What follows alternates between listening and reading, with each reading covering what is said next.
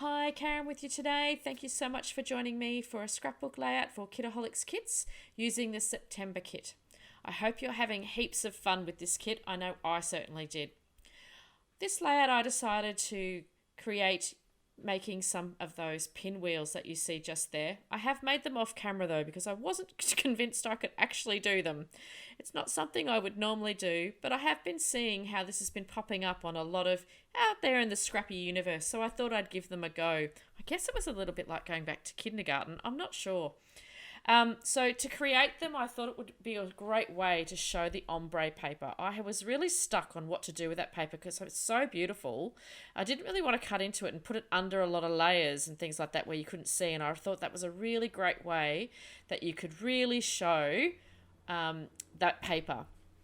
So to create them, I've cut that into a couple of different strips stuck in size and have then scored around half a centimetre to a centimetre depending on the size of the paper, and then I've concertina folded them, so folded it in and folded it back on each other.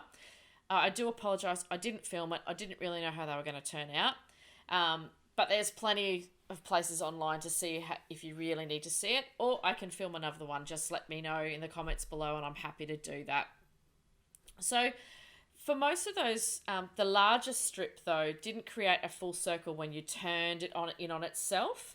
I didn't really mind about that. What you can do is just cut some more paper and add it in, and with some glue, and then add it in. But I decided I was probably going to use quite a lot of florals and clusters on this layout, so it didn't really matter that some of them didn't make full circles. So the smaller cut pieces certainly were able to go around completely. It's just the larger one that you'll see in a moment didn't quite meet around.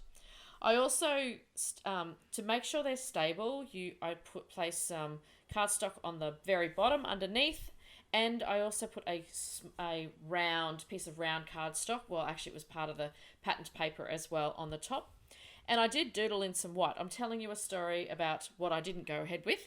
I really hated how it looked, and you'll see why in a moment with what I actually did. So to create a little bit of texture, and of course it needed some mixed media in my opinion. So what I've done here is I have used the background paper of the one with the leaves, with the grey leaves, and I coated that in some white gesso as well, just to fade out some of those leaves from the page, just to give it that subtle appearance. Then I've used the packaging technique using the aloe colour, so that's the green colour, and I also used the apricot as well. And then just used the packaging technique, put some splatters around the page, and then that was the background done. So when I was pulling together this layout, I decided that it was going to be very heavy in terms of the layers. And as you can see here, there's lots of florals on this page. And I felt that really broke up some of the page as well. So I've started with the larger pinwheel at the very top of the page. And I sort of cascaded the flower, the pinwheel sort of in almost an S shape, I guess. And just little bits of it poking out. So I really loved how that gave the ombre just that whole curve around the page. I did add quite a lot of florals, as you can see. It's pretty typical for me. I do love putting some floral clusters on pages. And I decided, if you've seen my other videos from this month as well, I did fussy cut out from the pattern paper the butterflies and the florals, but decided to use the ones from the ephemera pack for this particular layout. I felt that having the white around, and I left the white around the flowers as a bit of a subtle touch to the background. When I did try putting the other fussy cut flowers on because I have so many, and I thought, how will this work? But they did really meld into the page and they didn't really pop. So I felt that using the ones with the white on the outside really popped off the page. So that was for both the florals and the butterflies. I've also used the letters from the kit as well to create the title together. And then I think it's really cool, these letters. I love the font, and from what I understand, it's Coco Vanilla's Zoe who owns Coco Vanilla. It's actually her handwriting, so I love that. They are original.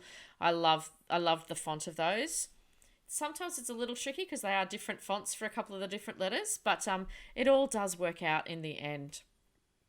I have actually also grabbed the butterflies from the ephemera pack.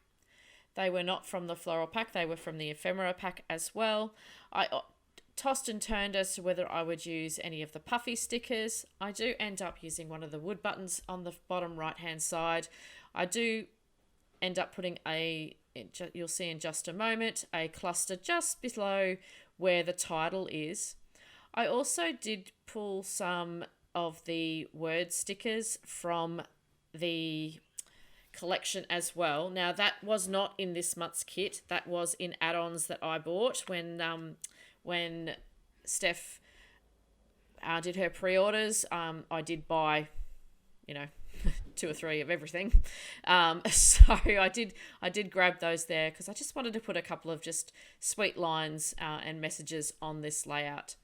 The photo was of my sister and my nephew and it was just a family day out. And I just thought it was a lovely little photo just of the two of them together. So nothing special, but I don't necessarily scrap to make it a specifically special day. It was just a fun day we had out. I think we were actually 10-pin bowling. We'd gone out for a day for the afternoon and I just captured this photo for the afternoon.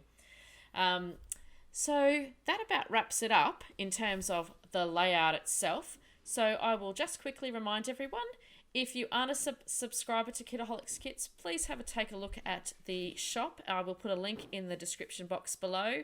You get lots of goodies every month, and it's definitely worth the value that you get within the kit.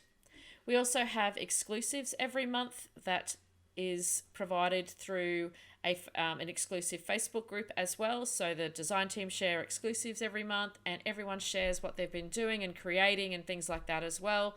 There is also Kitaholic Kits community on Facebook group as well. So it'd be great if you shared what you've been up to lately. The design team love it when everyone shows what they've been up to.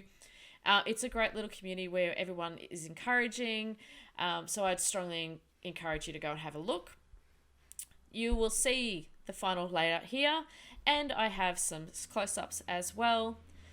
So thank you so much for joining me today. I really appreciate it. If you could like and subscribe, that would be wonderful. Have a great scrappy week. Thanks so much.